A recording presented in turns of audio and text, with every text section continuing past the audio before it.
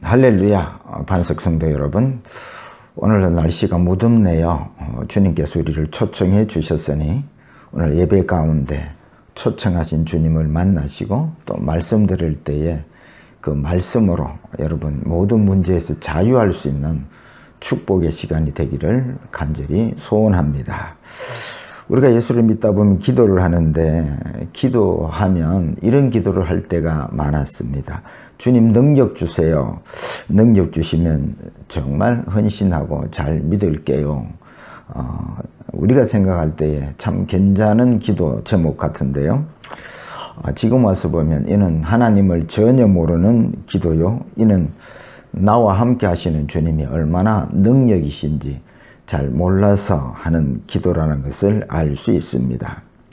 그래서 무슨 능력을 달라고 기도하느냐 물어봤더니, 살펴보았더니 뭐 돈, 성공, 뭐 1등, 높은 자리, 또 더 나아가서 신유의 은사, 예언의 은사 이런 걸 달라는 기도를 하는 것입니다. 그러면 잘 믿겠다는 것입니다. 여러분 한번 물어보겠습니다. 여러분들이 예수를 믿고 주님이 내게 주신 것이 무엇입니까? 돈입니까? 건강입니까? 성공입니까? 신유의 은사입니까? 예언의 은사입니까? 받은 것이 없다고요? 그러면 무엇으로 능력 있게 또 신앙생활을 하겠습니까? 하는 것이죠. 혹 이런 것을 구했는데 안 주신다고 실망하고 신앙생활을 미지근하게 하고 계시지는 않습니까? 이는 나와 함께 하고 계신 주님이 우리를 얼마나 능력으로 인도하시는지 잘 몰라서 그런 것입니다. 우리는 이미 하나님의 자녀된 권세를 받았고, 우리는 이미 주님을 주와 생명으로 또 진리로 우리는 받은 사람이라는 것을 아셔야 합니다. 우리가 예수를 믿는 순간 이 능력 많으신 주님을 모시고 삽니다. 이것이 우리 인생의 최고의 축복이요, 성공입니다.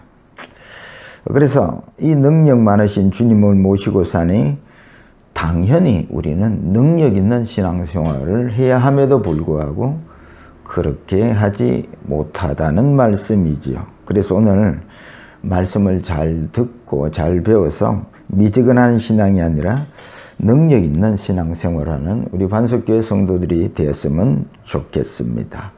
그래서 제목을 잡았습니다. 능력 있는 신앙생활입니다.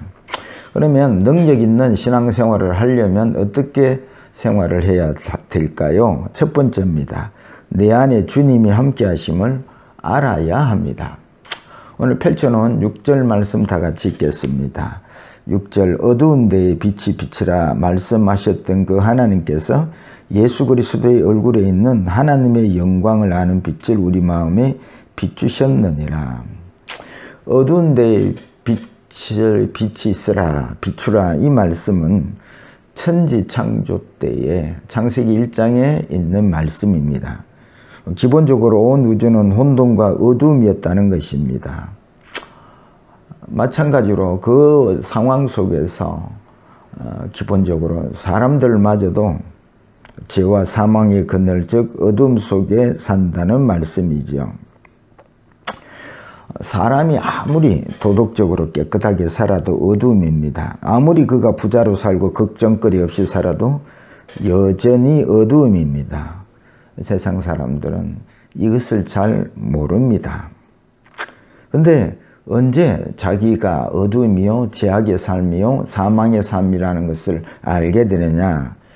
예수 그리스도 얼굴에 있는 하나님의 영광을 비춤 받은 사람들은 그제야 자기의 삶이 죄악의 삶이요, 어둠의 삶이라는 것을 깨닫게 된다는 말씀이죠. 그래서 창세기 1장 3절에 하나님이 이르시되 빛이 있으라 하시니 빛이 있었고, 여기에 빛은 뒤에 14절 이하에 나오는 태양빛을 말하지를 않습니다. 넷째 날에 이 광명체, 여러 가지 광명체를 만들었는데 넷째 날에야 만든 그 태양을 지금 말씀하고 있는 것이 아닙니다.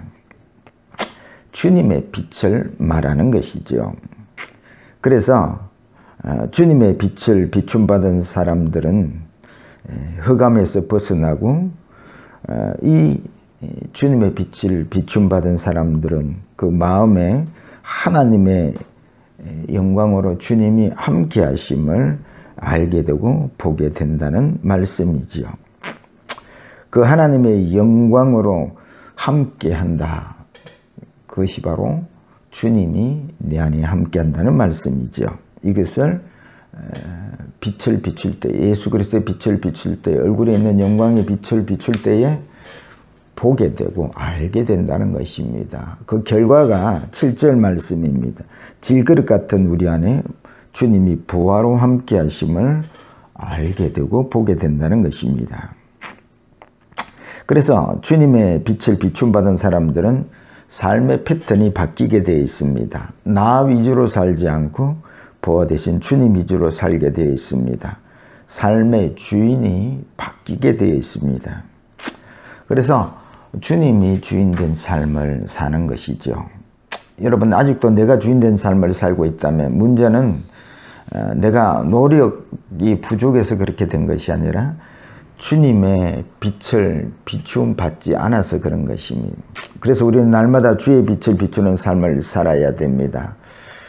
그리고 내 안에 주님이 부하로 거하심을 알아야 한다는 말씀이지요. 그렇다면 목사님, 어떻게 주님의 빛을 비칠 수 있습니까? 물으신다면 가르쳐 드립니다. 매일 하나님의 말씀 묵상과 기도의 삶을 통해서 주의 빛을 우리 마음에 비추게 되고, 그때 우리는 주님이 우리 안에 거하게 계심을 알게 되고, 또 그 주님이 내 안에서 놀라운 일을 행하신 주님을 만나게 되는 것입니다. 그래서 사람이 잘 믿어보려고 애쓰고 노력한다고 사람이 변화되는 것 아니더라고요.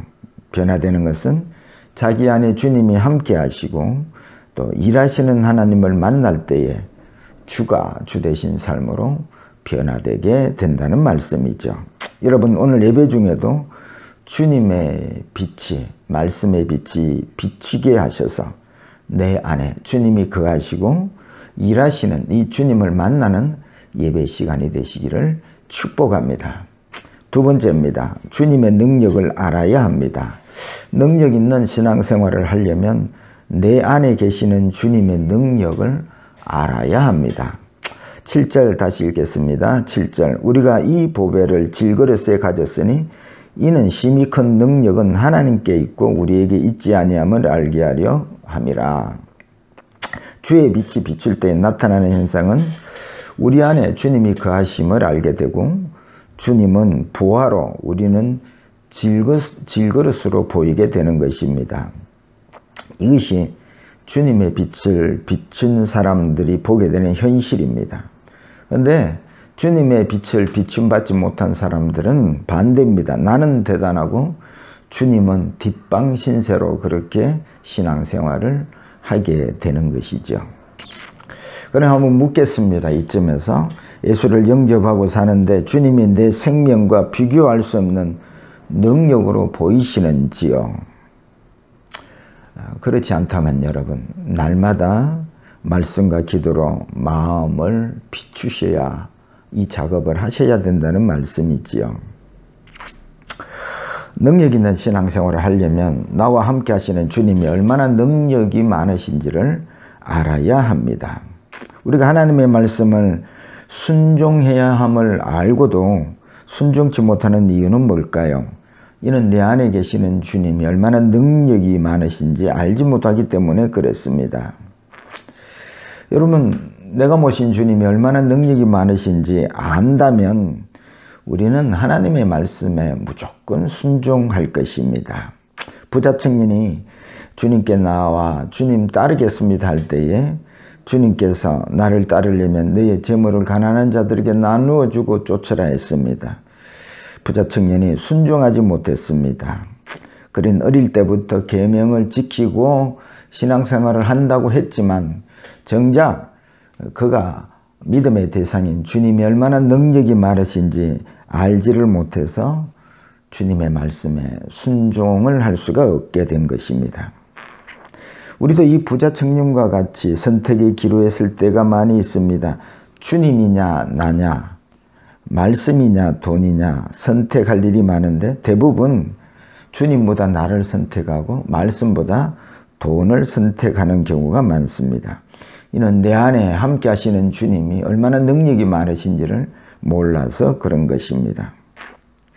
여러분, 우리가 서두에 왜 능력 주시면 잘 믿겠다는 기도를 한다고 생각하십니까? 이는 내가 모신 주님이 얼마나 대단한 능력이신지를 모르니까 돈, 성공, 은사를 달라고 한 것입니다. 여러분, 성경에 은사를 사모하라고 했지만 더 큰 은사를 사모하라 했습니다. 더 큰 은사는 바로 사랑의 은사, 주님을 사랑하는 은사지요. 여러분, 우리가 흑백 텔레비전을 보는 시대가 있었습니다. 그런데 흑백 텔레비를 보다가 칼라 텔레비를 사고 나면 그 다음부터는 흑백 텔레비를 보는 사람은 없습니다. 주님의 능력을 알게 된 사람들은 이제 질그릇인 자기의 능력으로 살 수가 없고 그렇게 사는 사람도 없다는 말씀이지요. 많은 사람들이 예수를 오랫동안 믿었지만은 여전히 주님이 언제 나를 부자로 만들어 주시나, 언제 성공시켜 주시나, 언제 나를 높은 자리에 앉게 해 주시나, 이렇게 기대를 하고 사는 성도들을 많이 만나게 됩니다. 이는 내 안에 부하로 함께 하신 주님의 가치와 능력을 모르기 때문에 그런 것이죠. 여러분, 아무리 우리가 부자로 살고 높은 자리에 산다 할지라도 죄와 죽음의 심판을 면할 수는 없습니다. 그런데 주님은 나와 함께 하시면서 우리가 죄인임을 알게 하시고 하나님의 말씀은 진리를 깨닫게 하시고 십자가의 능력이 얼마나 대단한지 알게 하십니다. 돈으로도 명예로도 넘을 수 없는 죄와 사망의 삶을 넘어서 영원한 생명으로 이끄는 십자가의 능력으로 우리와 함께하고 계심을 여러분 알아야 합니다.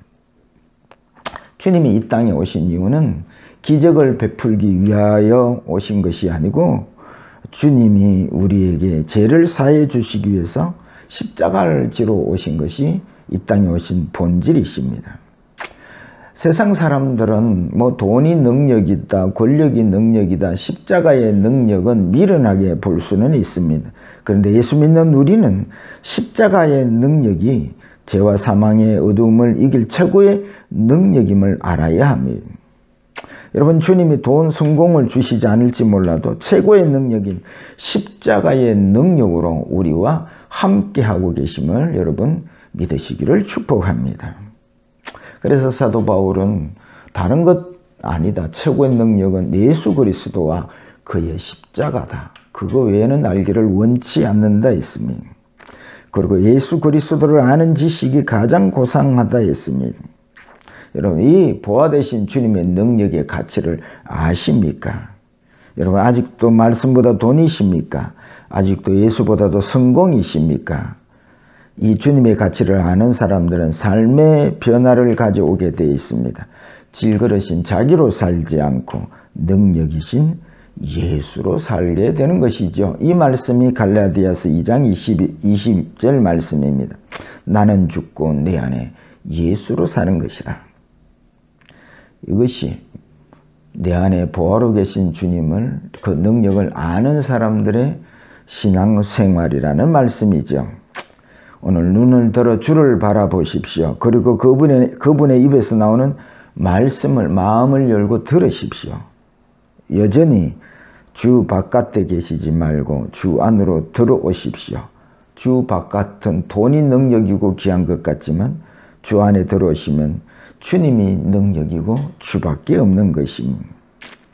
그 주님의 가치, 그 능력, 거룩, 아름다움, 그 예수께 사로잡히는 삶을 살 수밖에 없는 것입니다. 지난주 설교자며 예수께 사로잡힌 자입니다. 여러분, 예수께 사로잡힌 자로 살고 계십니까?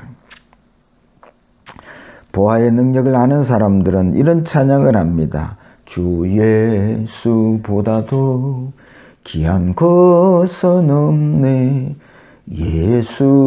예수밖에는 없네. 그리고 내 안에 있는 이 보화 되신 주님의 능력을 아는 사람은 기도 내용이 바뀝니다. 돈, 성공을 구하던 기도가 예수도 알기를 원한다는 기도 제목으로 바뀌게 되는 것입니다. 수십 년 여러분 예수를 믿었는데 이방인들이 구하는 기도를 계속하신다면 아직까지 내 안에 계시는 주님의 능력을 알지 못하는 영적 소경임을 여러분 알아야 할 것입니다. 그래서 이런 분들은 해야 할 일이 있습니다. 매일매일 안약을 발라야 합니다. 그 안약은 바로 하나님의 말씀인 것입니다. 이 주님의 가치를 안 사도 바울은 무명한 자 같으나 유명한 자요, 아무것도 없는 것 같으나 모든 것을 가진 자라고 고백합니다. 여러분, 질그릇, 이 능력이 없는 질그릇인 나로 살지 말고 나는 죽고 내 안에 능력이신 예수로 사는 신앙인들이 되시기를 축복합니다. 말씀을 맺고자 합니다. 매일 우리 마음에 주님의 빛을 비추십시오. 말씀으로 기도로 비출 때에 우리 안에 주님이 거하시고 그냥 거하시는 것이 아니라 진리를 가르쳐 주시기 위해서 열심히 일하시는 주님을 만나게 될 것입니다. 여러분, 내 안에 계신 주님의 능력을 더 알아서 이제는 내 생명으로 살지 않고 주님의 생명으로 살아서 정말 미지근한 신앙이 아니라 능력 있게 신앙생활하는 우리 반석교원 성도들이 다 되시기를 주의 이름으로 축복합니다.